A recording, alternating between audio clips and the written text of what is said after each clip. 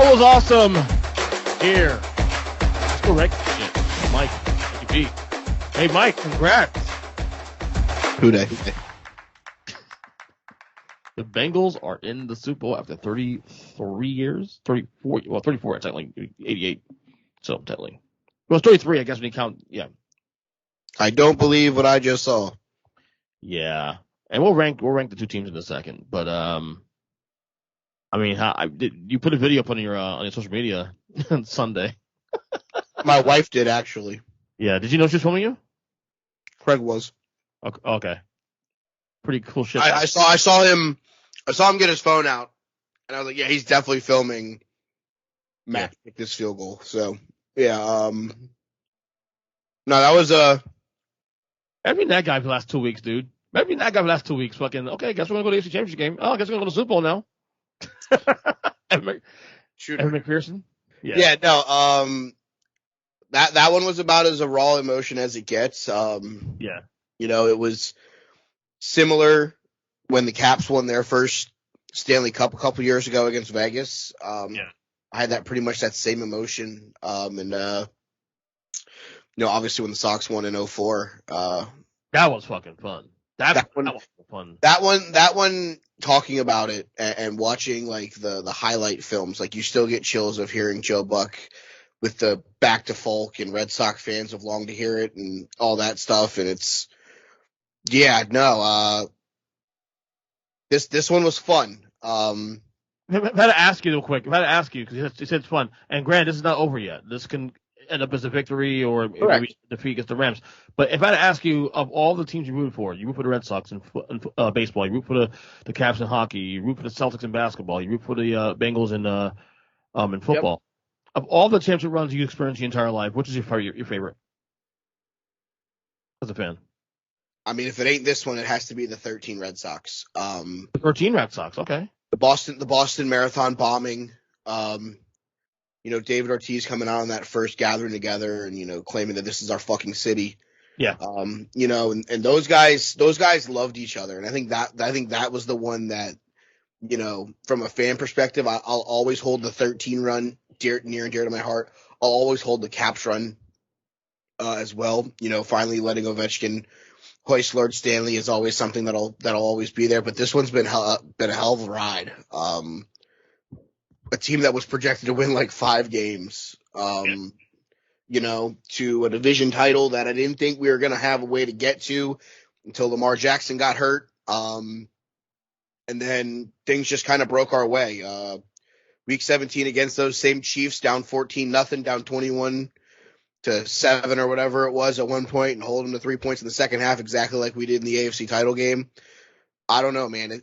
There's very little things that you believe in destinies, and I don't know if this is a team of quote destiny, but to go in and beat Kansas City the way that they did in the second half at home to win the division, to then go to Arrowhead, a place that nobody gave us really a chance in hell to win in, be down as bad as we were, and to come all the way back and win that game. And I'm not one that's going to get nitpicky.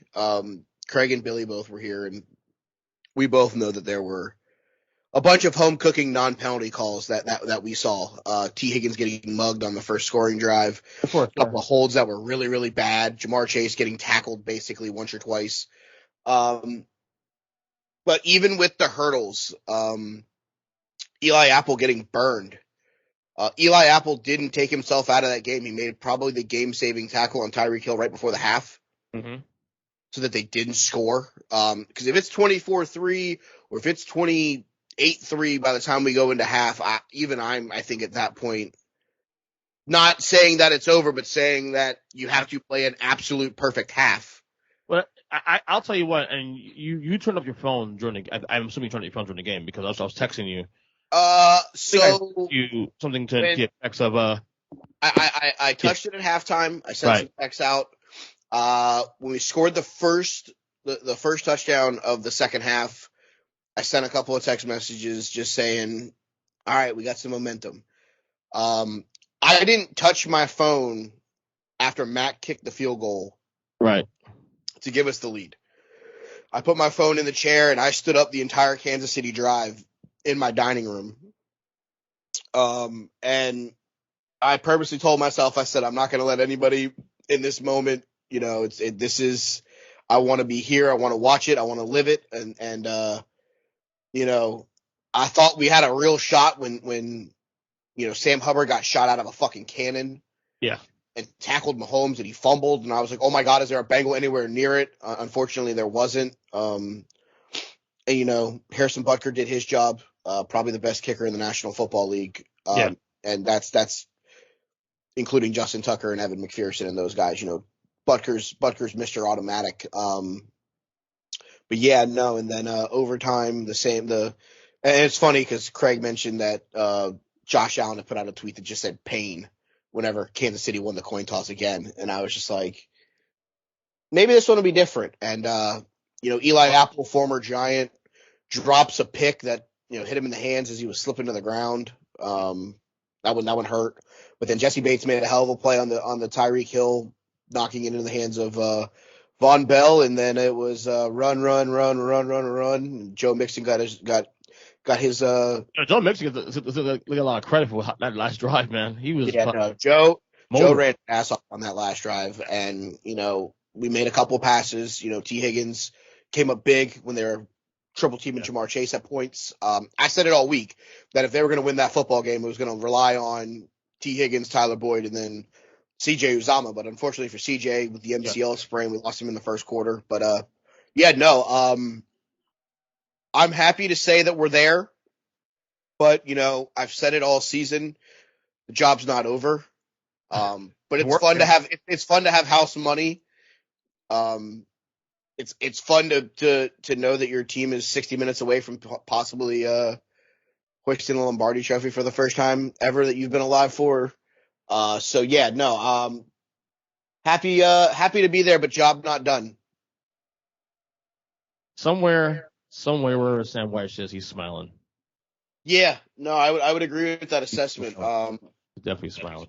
Like I said, I think there's a couple of guys that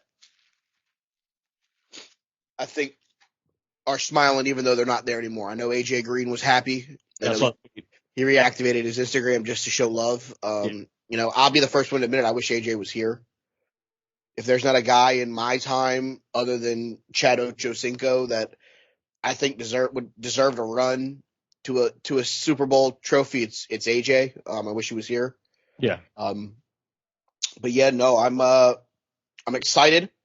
I would be remiss if I didn't say that I was nervous because that team across the field is a team that I've been big on all year, and you can attest to it on this show. I've been a very big Rams supporter all year.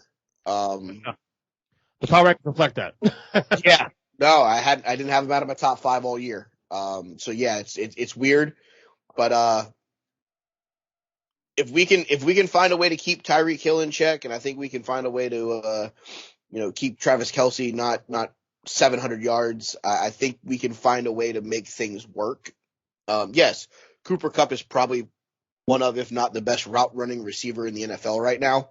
Mm-hmm.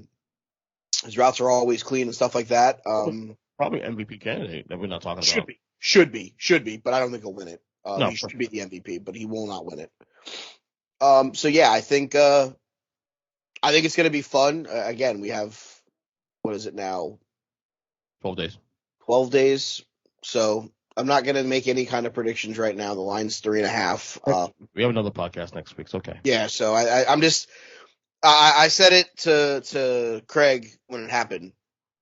I'm going to soak this one in right now. And then I'm going to hopefully this one can sink in for a couple days, and then it's the nerves will start to kick back in. That's what happened 2 weeks now. I do remember a time when it was only 1 week between the Super Bowls, but the 2 week things that was cool about it is that you get a chance to really enjoy getting there. Yeah, that's the thing. I'm trying to enjoy this one. I'm not trying to rush through it, but by this time next week you'll be. I'll be fucking heart in my throat like I was going into this game against the Chiefs. But encouraging news about Uzomah. It's only a sprain, so they think they might be able to get him back with that week off. So we'll see what happens. I am slightly... Kudos to our offensive line. Yeah. Nobody would have thought they would have played that. And by the way, kudos to the defense too that played well in the second half and limiting.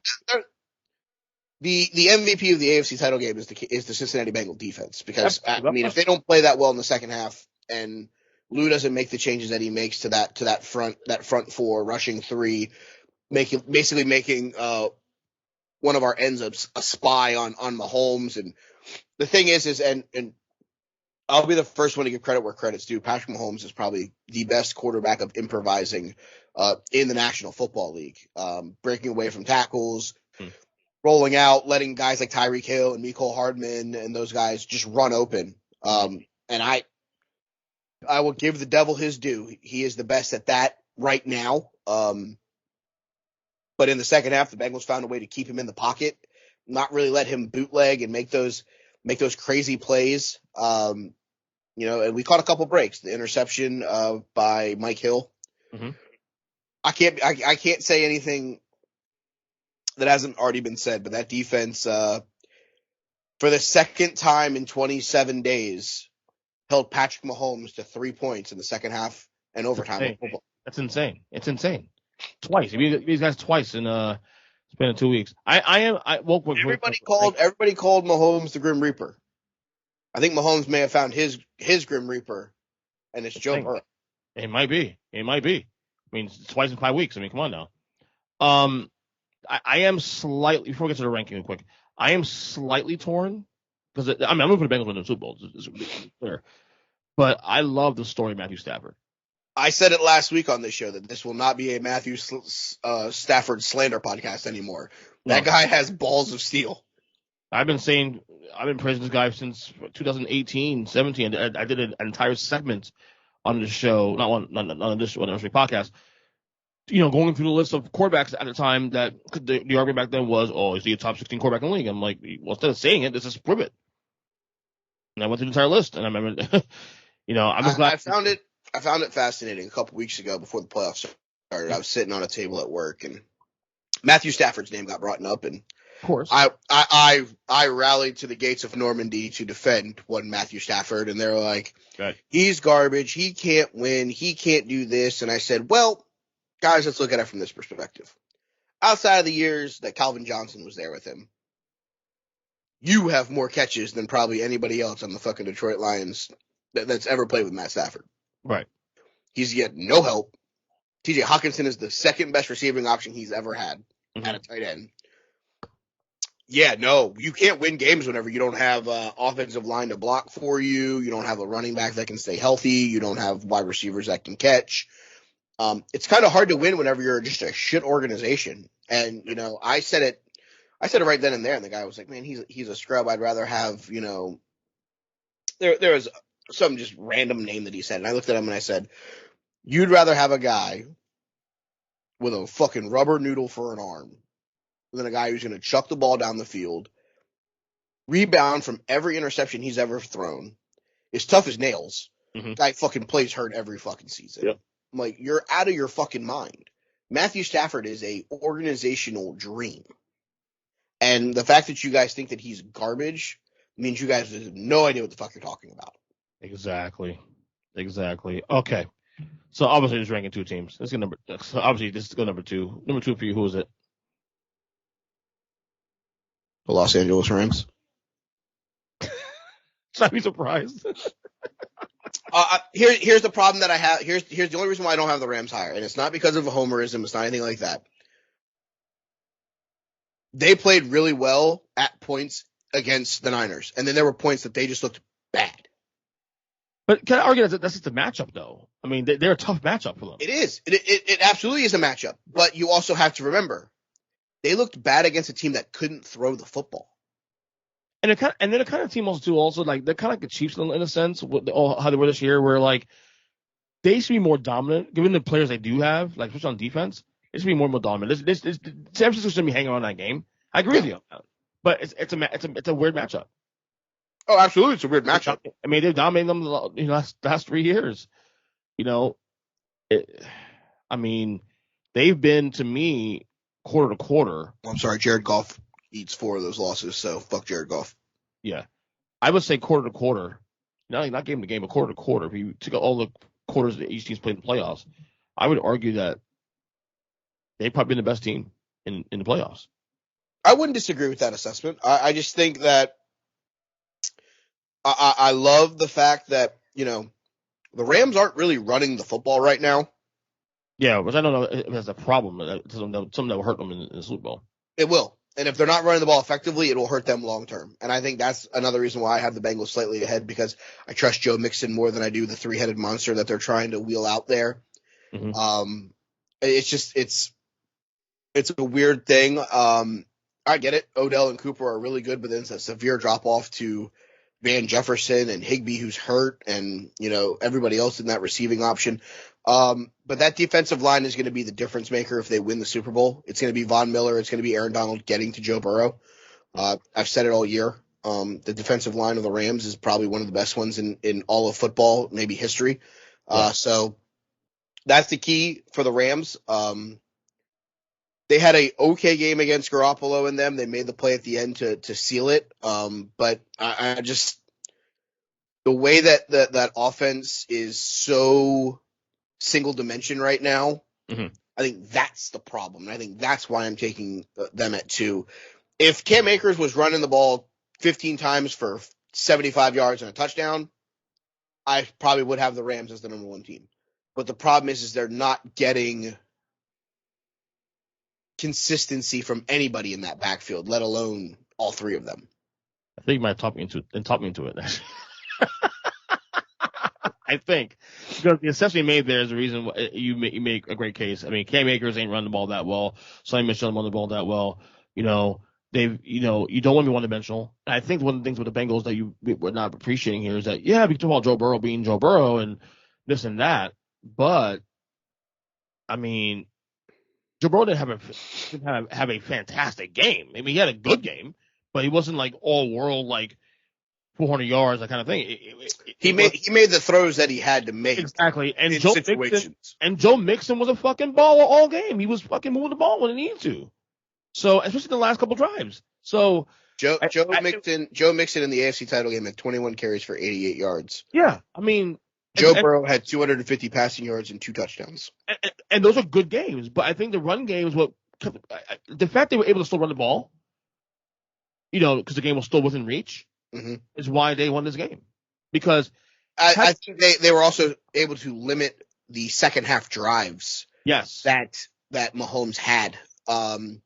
They got the ball. They drove the length of the field. They took time off the clock. They were effective with, and kudos to Mahomes and those guys. That last drive that they took the ball over with 6 minutes left and didn't give the ball back to Burrow until the interception in overtime. Right. They did the same thing. They were like, we're not giving that guy the ball back. They recognized that. They recognized that. Oh. Yeah, game recognized game. They're not giving him the ball back. Exactly. No, I tweeted after the end of the first half that when they didn't score, that was going to be the straw that broke the camel's back. I tweeted literally at halftime saying that might hurt them because this game ain't over yet. Because that last Bengals drive is like, okay, something here. Mm-hmm. Okay. I'm not saying they win the game, but this is not over yet. Yeah. I thought Casey got a little arrogant there. A little arrogant. Andy Reid makes some dumb decisions every once in a while. Yeah, as great as he is, man. Fuck, I'm doing it. Rams 2. Rams 2. Fuck it. Rams 2. Maybe 1B, but definitely 1B is better. Is the better tone here than. I gotta say, they're getting respect too, especially. So we will have Rams Bengals number 1. Correct. I'll do a tweak bonus. I think the Vegas spread. Now, granted, I can see people putting money on the Rams. They might move maybe as much a point. Maybe. But the fact that it's 4 points, even being played in LA in their stadium, tells you Vegas loves the Bengals here. I'm going to say this. I don't know if it's Vegas loves the Bengals, but America loves Bengals. Yeah. And there have been a lot of people, and I remember going back and looking at the NFC title game prediction on ESPN.com, and it was Chiefs.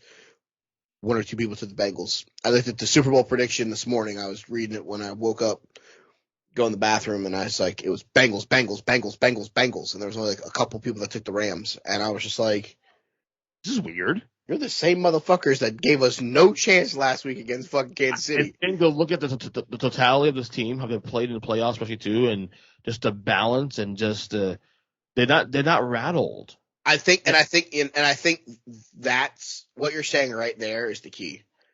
They're not rattled, and I've said this before about teams, and I think this one almost characterizes these guys perfect. They're just young enough to not give a fuck that they're not supposed to be here. That's the thing, and we have a car like Joe Burrow, who I've been praising him since LSU. I don't want to be that guy, but Joe Burrow's never lost a playoff game. Right. I said it was LSU that he might. It was during the Alabama game. I remember where I was. I was at my mom's house during the Alabama game against LSU, November 2019, and I said this to my brother, sitting next to me. He reminds me of fucking Tom Brady because it's not so much the way he plays. It's just the aura. He was cool, calm, collected. Yep. Great. No fucks given. Said it fucking 3 years ago. I'd also like to say to all the Dolphin fans that watch and or read and listen to this, you can take your draft picks and shove them. You're not getting Joe Burrow ever. Enjoy Tua Tagovailoa. Well, to be fair, I mean, the fact they recognize they wanted him should tell you that the value of him. Yeah, mostly. Exactly. So, all right. So, like I said, we both got Bengals number 1A, whatever we call it. Yeah. So what does it do? Obviously, there's nothing to talk about at this point now. We got fucking 12 days to kick off. Next week, we're gonna probably end up doing a big podcast. Me, you, probably Zach, and maybe even get our buddy Chris Madden, who's another Bengals fan. Who would you know? People associated with Media are actually two of them Bengals fans. Who'd have thought? We're gonna do a prop bet podcast. We're gonna do prop bets and then do predictions and all that, and have a mighty good time next week into the show. Football's awesome. So, again, Mike, congratulations on your Bengals. Are we gonna wrap up the season on the Niners and Chiefs before we go? You want to? I mean, we did it with the Packers and the Buccaneers and. I just want to. Might as well just. Okay, so give me a quick. Okay, so let's start the Chiefs first. Give me a takeaway. Wrap it up. Eric Bieniemy, as good of an option to be a quote head coach in the National Football League, still has work to do. That's no offense to him, but you can't in two must-win games, one for the number 1 seed and one to go to the Super Bowl, you can't score a total of 6 points against the Bengals defense. Facts. I'm gonna say my grades for the Chiefs and the Niners on the college segment. We do a letter grades. And yeah. Takeaways from the Niners from the season. It's been a good run, Jimmy Garoppolo, but it's time for you to go somewhere else. Obviously, they're turning this pitch over to Trey Lance. Is that the right move, though? However, in your opinion? No, I don't think it is the right move. Jimmy played his ass off hurt. He's come out and said every time he touched the ball, every time he made a throw, it hurt his arm, it hurt his shoulder, it hurt his thumb. Garoppolo gets a lot of shit from a lot of people, but they're young in the right spots. Deebo Samuel's up and coming top 5 wide receiver. Brandon Ayuk's still good. Kittle is Kittle. Elijah Mitchell just getting better. Jeff Wilson Jr. I don't know that I'm necessarily ready to pull the plug on Garoppolo, but I do think he ends up somewhere else. He may be a backup, maybe in New England behind Mac Jones. He may go back there. I see Steelers.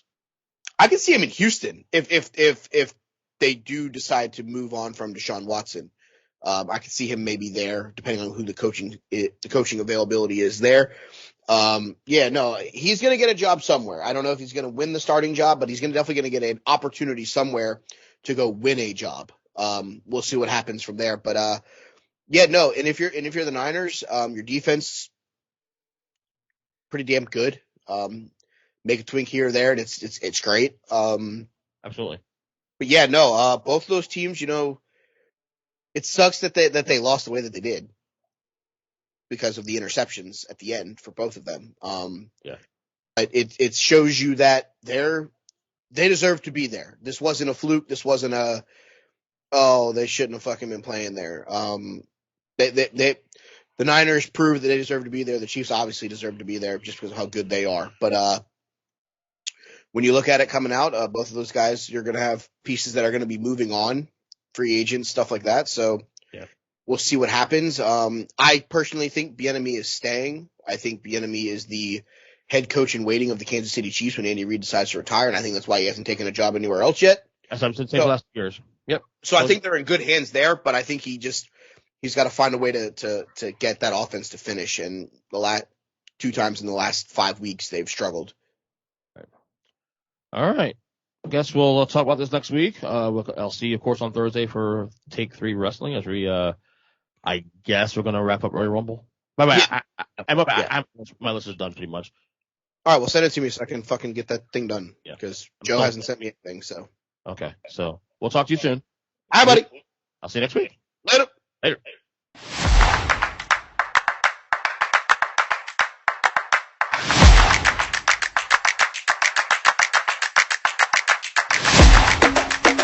Report. Man, Kyle Nash. It is officially Super Bowl time. Super Bowl season. You want to call that? Kyle, what's up? That's a bit much. Super Bowl time is fine. You know what else it's time to do? Hey, EJ, are they number one now, bitch? No. Yeah. No. Yeah. So bad, dude. They also deserve to lose that game too, just for the record. Well, since we're going into it early, we're going to talk about it anyway. I'll go ahead and say it, and I have no problem saying it. Patrick LaVon Mahomes II at the end of that game, I would definitely say lost it. Absolutely. He was doing his best. Yeah, he was doing his best impression of Jameis Winston in the CFP and just basically laid the ball on the turf. You know all about that Seminole fan. Yeah. I thought Patrick LaVon Mahomes II was more in tune with throwing the ball away when it's time to throw the ball away. Apparently, I'm mistaken. That display is just a lack of him throwing the ball away. I'm all about, live to fight another day, but not at the expense of a turnover. And I'm sure he would tell you that he held the ball too long and wasn't the smartest.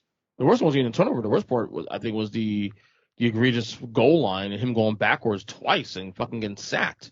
And actually cost giving his kicker a harder shot to fucking tie the game. Sure, but by the same token, I also feel like the kicker could have made the connection. Still good. Anyway, right, but still, it's just the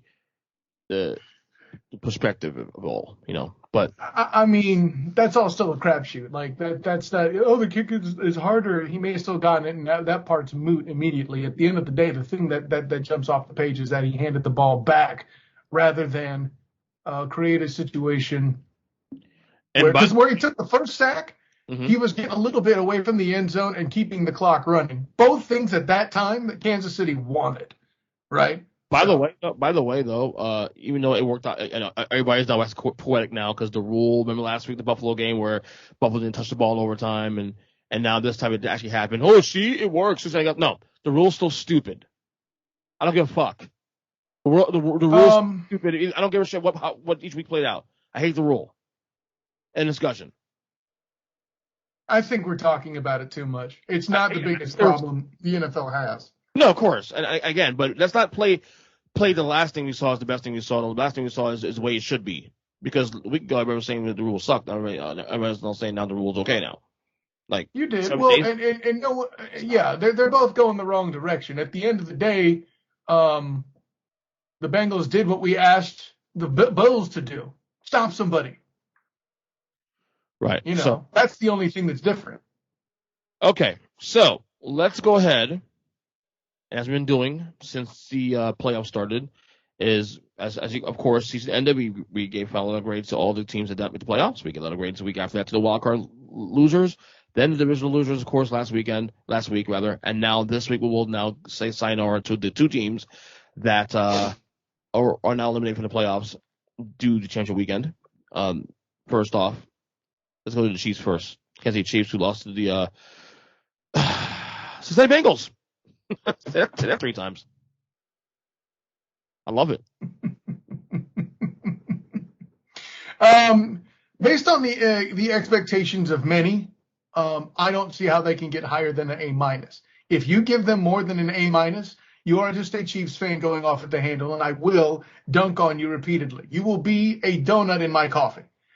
That being said, for me, I didn't have their expectations quite so high. I put myself in a position where, I knew they were going to win the division. I knew they were going to compete for the conference. because I said all of that and predicted that. That was my prediction in September. And it looked so hot, but their schedule was also rough, right? There were definitely rougher elements to their schedule. Let's not forget about that, especially opening up, right? Mm-hmm. That being said, we were given an indicator of this team's inconsistency. We just didn't know how inconsistent the Browns would be, and they barely beat the Browns to open the season, right? Right. That all of the above being said, I'm going to grade them high.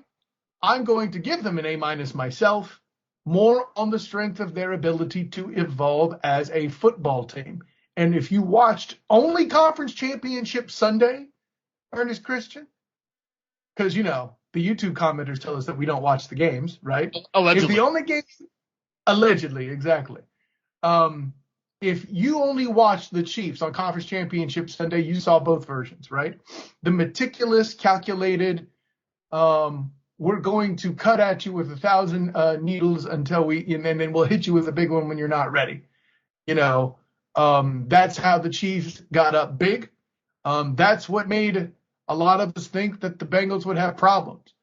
And the defense wasn't bad either. You know, they improved throughout the year. Joe Burrow running the ball around and getting out of trouble like he was a Steve Young or Joe Montana. Please don't say Brady. Brady can do that in his 20s. So stop it.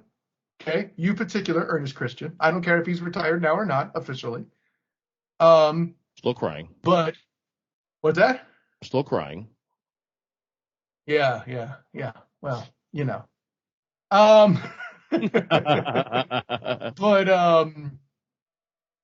Yeah, I'm at an A- just because while the Chiefs had a rough start, you know, they did the right things and they had to change who they were to right the ship. This wasn't just they started catching passes better or started playing better defense necessarily. They had to make adjustments because they had the targets on their back, and they should get bonus for that. That's why I put them at A-. I'm going to take points off for the way the Conference Championship Sunday ended. Not so much that they blew a big lead, but that it was if it was another situation where it looked more like the Bills game, I'd have been fine. I'd have given them a flat A. We wouldn't have a problem. But I hate to use the word choke, but golly, find me a better word for it, Ernest Christian. No, they did choke. You know. I mean, give City credit. They stuck around and did their job. You are very gracious to the Chiefs here, to be honest, in grade-wise. Very gracious. I did not have that high an expectation. I think some of the fact that they've played a lot more football than any other team in the NFL in the past 3 seasons matters. I think they should get credit for that. Right. Call it extra credit, if you will. Right. And that could be the case here, too. I gave them a C. Damn. Honestly. With a vengeance, Ernest Christian. Holy. Maybe a B- tops. That's how I'm going. Because, again, they went below my expectations in the one regular season. Granted, they ended the year well. But I had them as a 13-plus win team. They won 12 games. They didn't match the records there. I had them as number 1 seed. Oh, well, kick them out the window. Okay. Now, obviously, we have a conversation, you know, going through here. I trust them, this and that. But let's be real here. Do I trust them overall? Yes, I do. I do still trust Mahomes, and you know what happened on Sunday. But one thing we have to recognize is they were not consistent all year long. And we have to. You didn't recognize that. I did, but you refused to recognize that. I also said the reason in my rankings too is there's no one in the AFC at the time running away with it that I trust more than them. Okay, again, it was about. Even though you should have trusted the Bengals more throughout the year, like I told you to do. Okay, so but that's just your opinion. It's my opinion. You know what I'm saying? Hey, you were right. Well, you have your opinion, and I have what came out on the field as facts. Yes, that's correct. Well, the Bengals won. The Bengals beat them twice in the last 5 weeks. I mean, you gotta give them props at some point. Yeah, I agree. And they weren't consistent. And this game showed you here too. You know, first half took the Bengals even to shreds. What the fuck happened in the second half? Forget what happened in the first half with them going for it with 5 seconds to go in the first half. You know, whatever. I feel it's a bit arrogant for them to do that, but whatever. I get it. But then they just fall apart. Like, I feel like that play. I think they got conservative, Chief. Not conservative. Excuse me. I said it the wrong way. It's not that they got conservative. I'm thinking of the Rams. We'll talk about them. They got the yips, man. I'm thinking. What's that? They got the yips. Yeah, I've heard I heard Colin Cowherd say that. That's not necessarily wrong, but that doesn't tell you what actually happened. What I think it was is that now that they were ahead, they wanted a haymaker. They wanted to.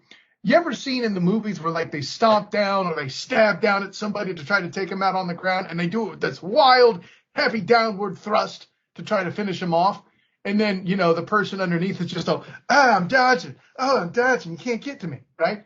Mm-hmm. They started. I feel like with what I saw, they started swinging for haymakers to put the fight away, so to speak. Right. And instead, you ended up with a rope-a-dope, as it would figure. Yeah. No, and I think that play too. Also, they got a little bit arrogant as well. Let's be real, a little arrogant. I tweeted at halftime, Kyle. I tweeted at halftime. That may cost them. That could be an issue. Sure, you did. Yeah, no, that part you got right. Let me ask you this before you. I don't know that arrogant. If it's them going back to the identity that they're most comfortable with, is that really arrogance? I think they went back to what was comfortable, if that makes sense. Right. I see your point. But I'm going to go and I'm grading in totality. Obviously, as you said, expectations matter. Coming to these things. And by the way, I did just check my predictions. I found the paper. I had them at 13 wins as well. But I'm also willing to cut slack again for the amount of football they've played the past 3 seasons, the tough schedule they had to open the season. Okay, so they missed it by 1 win. Like a C tells me you're basic, son, and I couldn't say that. I couldn't see the Chiefs were basic. So A, growing up in school, of course, A was excellent, B was good, C was satisfactory, D was disappointing, and F was obviously failure. So this was a satisfactory year for the Chiefs. You're basic. That's what you said. Right. You're basic. That's what satisfactory is. Right. Like to me, they were my pick to go to the Super Bowl. They're not there. Why? There you go. That's why they got graded the way they got graded. Okay. Well, I mean, based on that, I should have given an F to the Ravens. Oh wait, I don't punish injuries. No, so. but that was egregious too, especially the fact that they entered the year banged up, and we kept saying all year long, even when they were 8-3. You ask why was I disrespectful to the Ravens? That had nothing to do with the Ravens being disrespectful. The fact they didn't trust them was the fact that they're piling up. And you can't sustain it. No, the reason you didn't trust them is because they weren't them, and I get that. That's not a problem. And then when your Kingslayer gets fucking knocked out. Yeah, no, that was big. Yeah, and they still were only losing games by 1 point. Or 2 points. To the credit of John Harbaugh. The fantastic coach. So, man, listen, don't get me started. I'll give you all the Harbaugh love you want for either, brother. Dude. I got you. You hang tight. We're getting there in a second. Last team here. It's called teasing here in the business, EJ. Right. I know we don't have the Huddle Up podcast this week, but that doesn't mean I don't know how to tease topics. Yeah,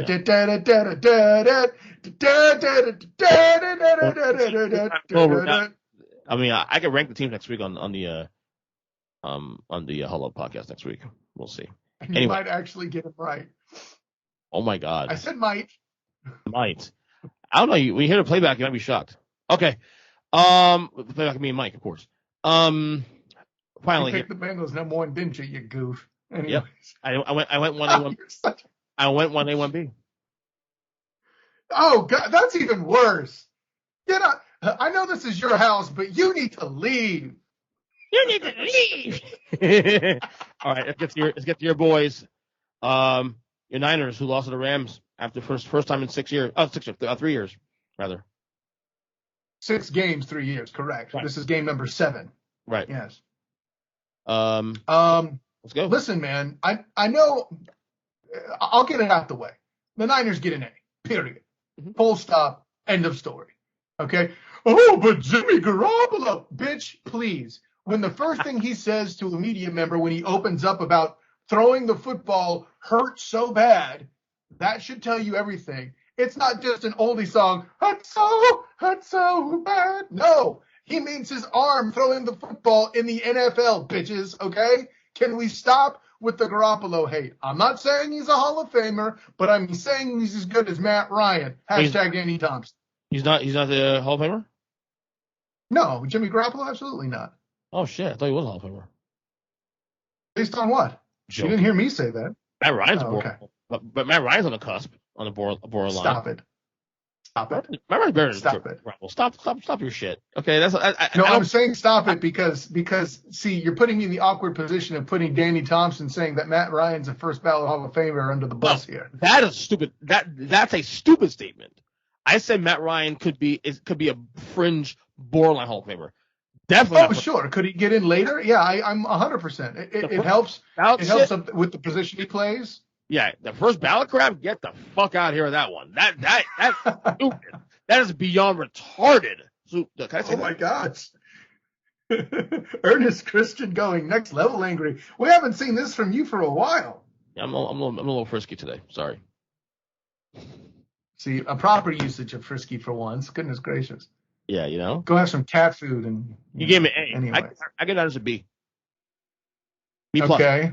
B plus. Okay. I mean, they had a good year. I had them going to the playoffs. I had them as the four teams going in the West. It was a little shaky at times early in the year, but they figured things because injuries, right? Call it what it is. Of course, but they turned things around when they needed to. There was still some concerning things that we saw in the playoffs too. Like, you know, they just couldn't put together full games together. The Dallas game, for example, they played fantastic in the first half, and then Dallas is literally within 20 yards of possibly win that game. And, you know, so the Green Bay game was kind of wonky. Obviously, they were in it. And it stuck around long enough to pull it out. I mean, this wasn't a complete team. Jimmy G had to be carrying most of the playoffs. They're a good team. That obviously an injured Jimmy G had to be carried. Can we please get this right? Otherwise, you know, fans, especially 49er fans, we'll just talk about how awful a quarterback he is when he isn't. Well, let's go to the elephant in the room here, Jimmy G. I mean, everybody just assumes he's done. It's done in San Francisco. I mean, are you feeling the same way too? And should it be? As I don't cover them on the beat, I can't answer that. However, I could see a line of thinking that has them interested in keeping him for another one, maybe 2 seasons. However, what won't let that happen is I don't think they're willing to pay Jimmy G that kind of money to do it, right? He's going to want to be at or above his current salary. I don't think the Niners do that from a business perspective, right? Now, that being said, there are plenty of franchises out there in need of a quarterback. Everyone's talking about him being Big Ben's replacement. I think it fits. I don't think the money's right. A lot of people are talking about him the assumption would be at some point him going to Tampa would be the talk of it. Would he be that quarterback that's better than Jameis Winston that can still do well in that quarterback and potentially prove me absolutely correct? Sure. Not sure that's going to happen, but I think that's on the table. What I'm kind of shocked about is that I haven't seen any talk about Jimmy Garoppolo replacing Aaron Charlie Rodgers in Green Bay in the event that he leaves. Now, I'm still of the opinion that Rodgers is not going to leave there yet, but if he does, I think Garoppolo in Green Bay makes a ton of sense. Jimmy G gets out of a big market. He's not stuck with all those headlines and having to deal with the bull crap, and he's a good enough quarterback in that crappy division to get things done.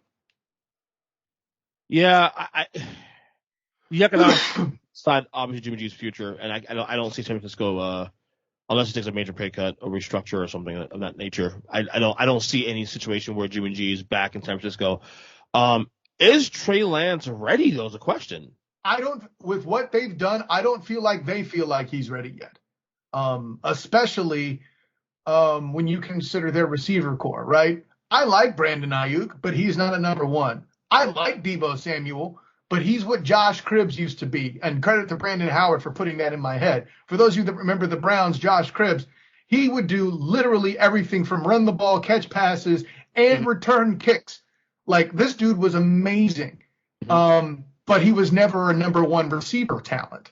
Right? You want to take him first in fantasy for all the points he could potentially get you in 3 phases of the game. Nice flex. Yeah, exactly. Oh, yeah, you're welcome. Yeah. But my bathroom's that way, EJ. I don't know if you knew that. Yeah.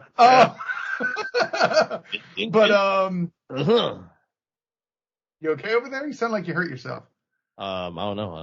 I poop too much. Sorry. At any rate, is that why you were late to record the pod? Moving on.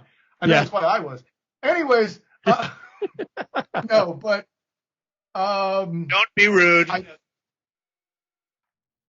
I thought I called myself out. Anyways, no, Yeah. I feel like Jimmy G has a lot of good fits that are out there. That people like all the places you think Teddy Bridgewater's a fit, guess what? So is Jimmy G. You know. Correct. He'll have a job next year. He'll be starting next year, I feel like, if he leaves the 49ers. I feel like the Steelers are probably the best fit. Just from a glance. If I said, give me Jimmy G. He's the best football fit, clearly. Yes. Right. But it's more than just football, obviously, to consider. So. And I'll be honest, going into this, I haven't checked the salary cap. Maybe they have a butt ton of room. I'm not sure. Certainly getting Ben's contract off the books is helpful. So from that standpoint, maybe they got the money for him. Jimmy Grops in Pittsburgh is fascinating. It would be interesting to see Jimmy Grops beat Bill Belichick in a playoff game in that scenario. That would be very interesting. All right, let's get to some of the news and notes. Obviously, we have a lot of time between now and the next show we do before Super Bowl 57. Or 56. Is it 57 or 56? 6. 56. Sorry about that. Yeah.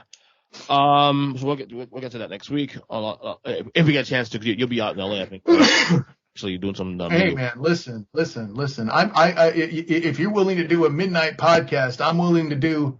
Get on there in Pacific time and rap with you. We'll figure something out. Obviously, you know how we do it. Let's get some news and notes of the league right now. The last week that we missed. Obviously, today it's official. Tom Brady announced his retirement. He actually announced it. Obviously, heard the news on Saturday. Tom Brady, around him, his dad, they all said that there was nothing official yet. Whatever. But today, Tom Brady on his Instagram announced retirement. Your thoughts?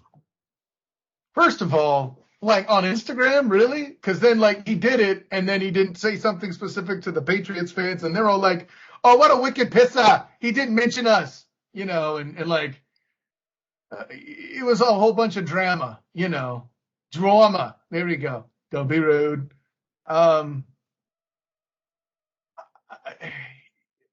Him actually retiring makes the offseason a lot less interesting now. I was all prepared to explore, and give Brady credit the things that I do enjoy about his game.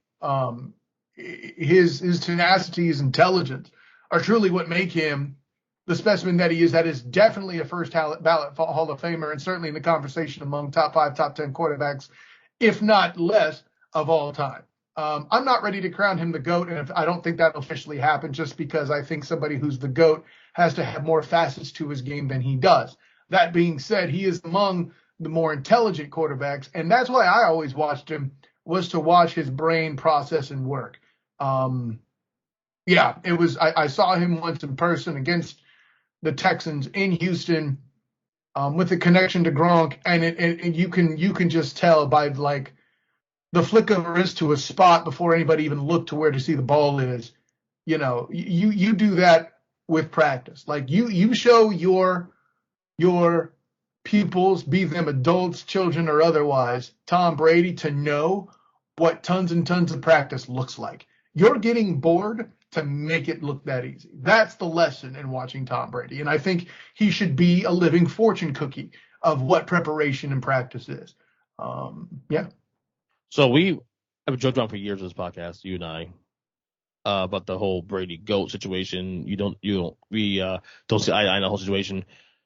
And I'm not necessarily going to ask you to give you an exact number where you place Brady all time.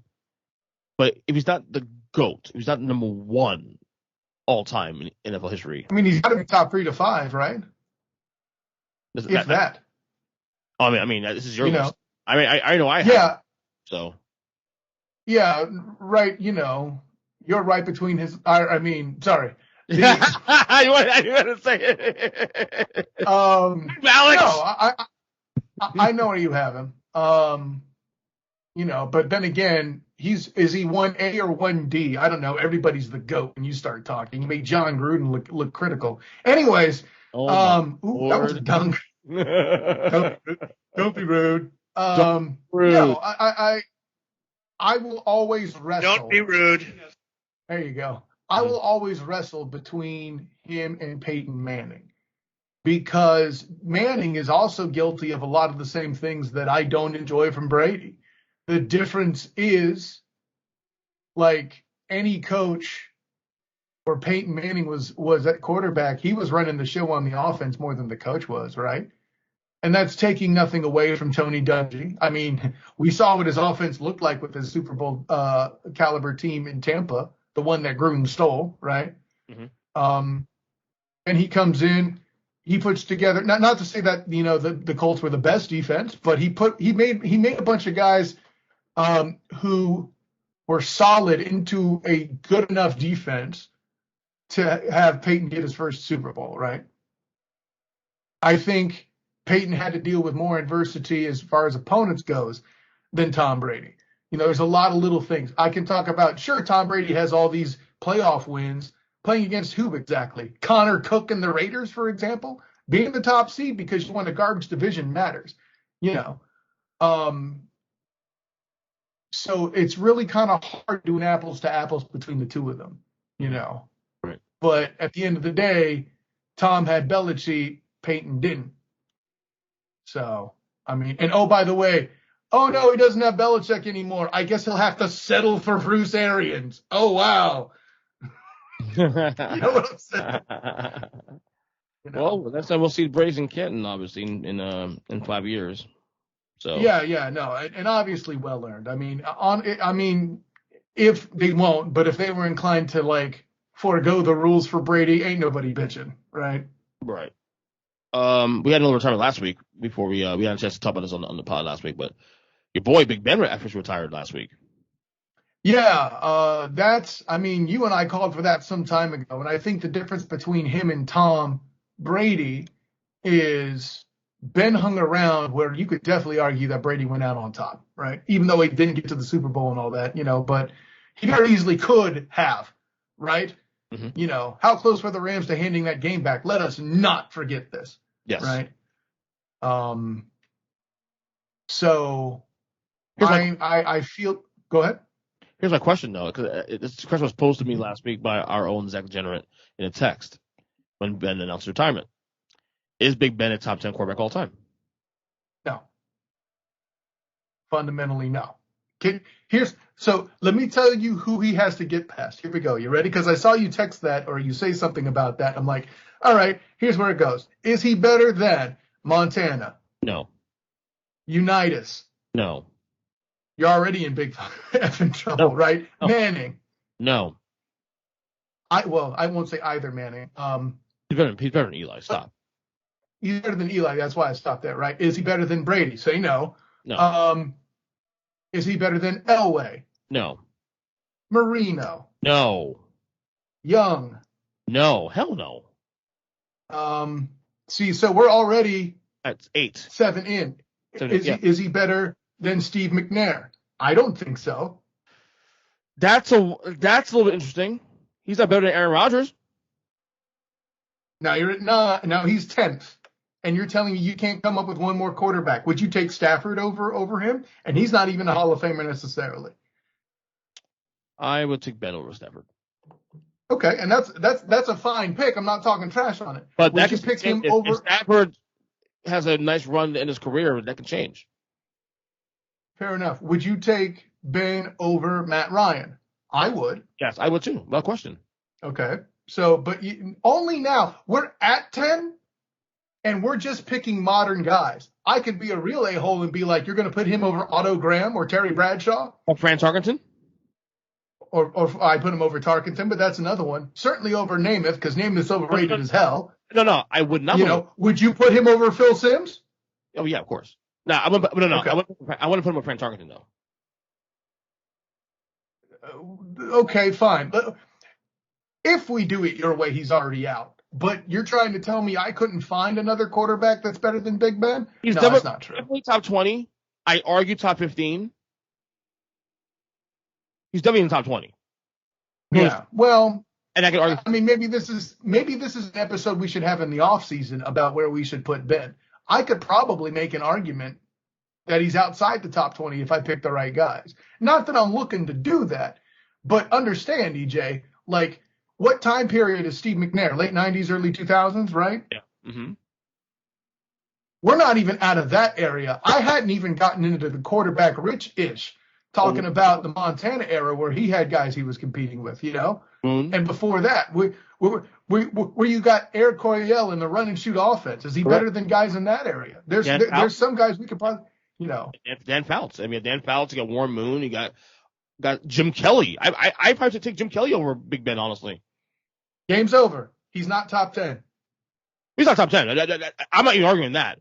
It's something because that's what the question was it not? No, because Zach even said himself too. Also, that he had him. He did his rankings, and he said he had him at no higher than 15. No higher than 15. 15 could be generous. I'm not mad at it, but I think it could be generous. You know? Right. I think the better question is he a first ballot Hall of Famer? First ballot, you have to think so. Simply because of the consistency aspect. You don't have to be a top 10 player to be a first ballot Hall of Famer. We've seen that. But it also depends on what class you get into. If the class isn't fucking. It's a very good point, Ernest Christian. Yes. You know, so I don't know. I mean, for one, you got to take a slot away because Brady's going to be in there, right? Yeah. He's already F'd. Right. And what if Arians retires with him? Uh-oh. Yeah, exactly. Not that Arians is first ballot, but the conversation should be had of him as a Hall of Fame caliber coach. I think. Mm. All right. Let's get some coaching news real quick. These Jim Harbaugh return to NFL rumors are heating up. Supposedly now the Dolphins are back in play. He's taking an interview with the Vikings tomorrow as this recording. Right. I still think personally, we touched on this a couple weeks ago, just a little bit, but these are still underling internet rumors. I still think this is still a leverage play to get a bigger contract at Michigan. Because I think, again, I'll say what I said before, and I think you and I are on the same page with this. I think his value at Michigan cannot get higher than it is now because most people are going to assume that Ohio State gets him again next year. Mm-hmm. And therefore, taking a little bit of air to that bubble that he's built up this year alone, all that goodwill he built this year by getting to beating Ohio State, winning the Big Ten, getting to the Final Four. You know, I think the money is his value will not be bigger than it is right now. And I think that's why he's trying to do this now. Your thoughts? I'll see that and raise you. I think you're dead on. I could certainly see a world where Harbaugh and his camp believe that the dividends he can render, that his value at Michigan can be no higher than it is right now. Also, I don't know necessarily his personal opinion about the NIL. All right, this is all speculation of how he could feel. But I doubt he's wants to coach in a world where that's a factor. Right? Mm-hmm. You know, I keep hearing about these old hats. Excuse me, Kirk Ferentz, who's the longest presiding active coach in college football. Mm-hmm. Iowa, right? Coaches Iowa. Very good. Yeah, you beat me to it. Coaches Iowa was talking to Bo Schembechler over text. I asked him about this at the Citrus Bowl press conference, you know, about the NIL and his opinion on it. And he had Coach Showalter say to him in a text, I don't know how you still do it, dealing with all the drama and nonsense that comes forth in the college football world. And he had to coach the game without his top running back. The name escapes me at the moment. But the punchline being, coaching in that era by guys that have been doing it for a long time is seen as quite a change in burden. And also in Harbaugh's case, he has to coach as if it's real on the outside chance, or excuse me, interview as if it's real on the outside chance that Michigan calls his bluff. Because if Harbaugh can't raise any more in value, they need to find somebody who knows how to live and account for the NIL world. And I think at this point, though they may not know the X's and O's, if they can handle that better first coming into the building, that's harder to coach or develop in a coach. Mm-hmm. But also that being the new generation to rope someone in and get them in now is the way you topple an Ohio State. Yeah, you get those players before they can, you know. Right. No, the NIL narrative and that's actually a very, very interesting perspective because I think that's going to impact a lot of things going forward. Not just assuming that Harbaugh is actually considering that as well. Yeah, that's definitely an interesting swerve there as well too. Something to consider. Mm-hmm. And impact how coaches approach teams, approach interviews, approach decision making, all that. That is something definitely to think about. Do you think? I think he's still coming to Michigan. That's my opinion. I would like him to go to Miami, to be honest with you. But that's my opinion as well. And if he's a serious candidate, Miami makes sense because if you remember correctly, it was the Niners that beat Miami out in the previous campaign. They have a history of interest in Jim Harbaugh. Is he a fit there? Maybe. I don't dislike it. For context, I felt better seeing that than I did seeing Nick Saban. At least Harbaugh has pro experience going in, right? Pro success, I should say, not just experience, right? So, yeah. All right, some more coaching stuff. The Giants hire Brian Dabel as their new head man. We kind of saw this after Joe Shine was announced the GM. The Buffalo, streamline. This isn't GM in Buffalo. Hire Brian Dabel as your former OC with the Bills as your head coach. My thoughts on this course as a Giants fan, like the last 6 years. As someone who gaslights as a Giants fan, yes. Yeah, that too. Shut up. Post Tom Coughlin, it's hard to get high and low about these things anymore with hires. My first thoughts, though, I will say is that based on on the GM hire and based on this hire, I feel good about it. I'm not going to say it's the right move. I'm going to say that Super Bowls the next year or two, but I do get a good feeling about this hire. Your thoughts? I haven't been high on a Giants hire in the front office since Tom Coughlin, this included. Part of it, I'll admit, is because I don't think I know enough about him yet. Whereas Coughlin, I always liked what he did. What he did in Jacksonville was awesome. Mm-hmm. I know there was some player pushback and stuff, and that's part of why he left the building. But, I mean, come on. He made a star out of Mark Brunell. Mm-hmm. And, he brought an expansion franchise into a place doing things they shouldn't, and they probably should have been able to do more if that pass was correctly called a forward pass against the Titans as an illegal forward pass against Buffalo. They should have never even been in the AFC Championship game that took the Jags out of the AFC Championship. By the way, side note, Ernest Christian, the Jags had 3 losses that year. Yeah. What's unique about that? All 3 of them were to the damn Titans. So to their credit, they achieved beating the same team 3 times. Yeah, it's crazy. That's insane. And one more thing here. Josh Daniels is back as the head man. He took the job at the Raiders.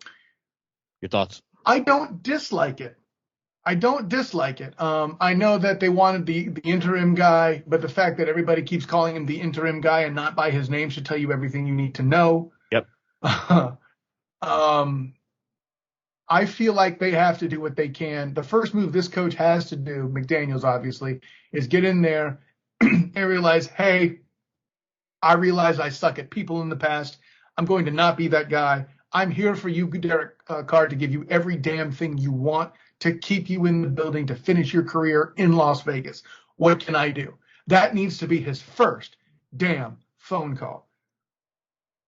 I agree. So, do you think this increases the chance of Derek Carr staying in Vegas? I think it does. It doesn't hurt it. I think he definitely wanted the interim guy. He said as much. Right. Okay. But if you're going to have it be somebody else, McDaniels isn't bad. Like, I remember reading stuff about Alex Smith being bothered by the fact that the Niners were courting Peyton Manning when he ended up in Denver instead. Hey, get over yourself. It's Peyton effing Manning. Now, granted, I don't look at Josh McDaniels in that light, but, I mean, they could definitely have done worse, no question. Right. I'm with you.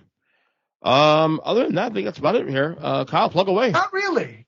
Because here's another interesting element to the Jacksonville Jaguars coaching situation. Okay. Now, Ernest Christian, what was my scuttlebutt? What was my tinfoil hat conspiracy theory regarding Byron Leftwich and why he hadn't immediately taken the Jacksonville Jaguar job? Do you remember? Trent Baalke? No, we didn't know about that till later. I said my theory. Oh, your theory. Shit. I forgot. He got tapped on the shoulder to do what? To get the Bucs job?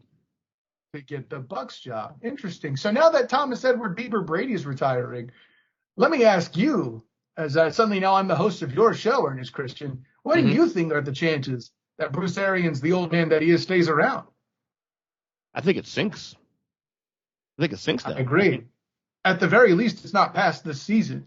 So this is why Byron, and to his credit, by the way, I am a Byron Leftwich supporter as a coaching candidate. He was never my favorite quarterback. I was always perturbed that they replaced Brunell with him, and I always loved it when David Garrard replaced him. I thought he was the inferior quarterback in every situation, and then he backed up Ben in Pittsburgh, and I thought he was awesome again. All the above being this.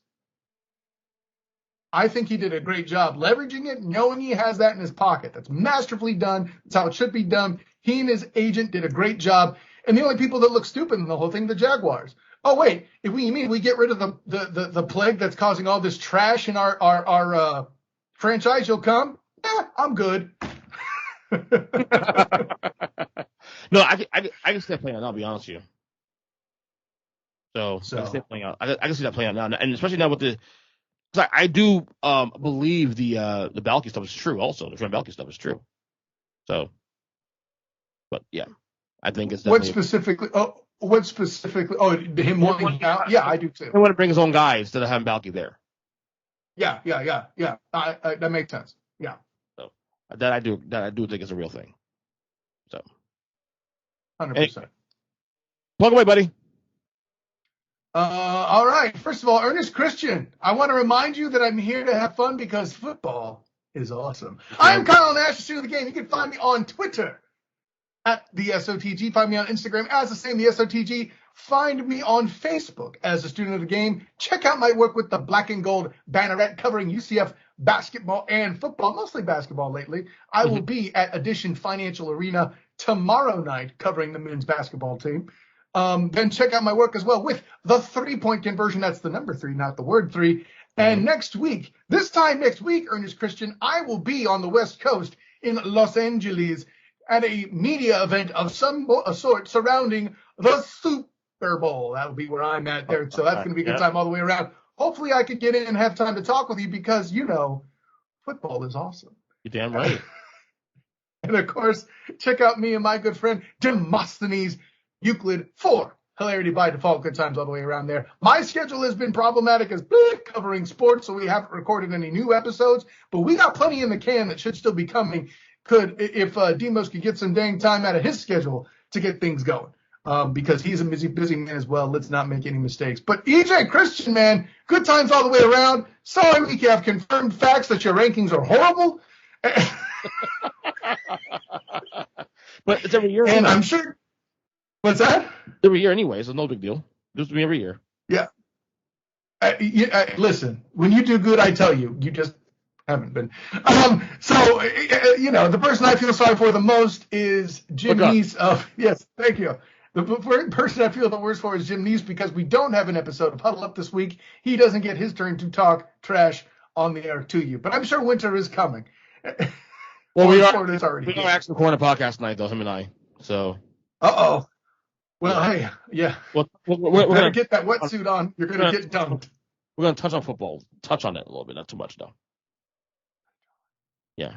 Anyways. Podcast. Anyway, so yeah, that should be fun. Look out for that on the Earnestly Speaking Media, a.k.a. Op Nation 2.0. Jesus Lord, dude.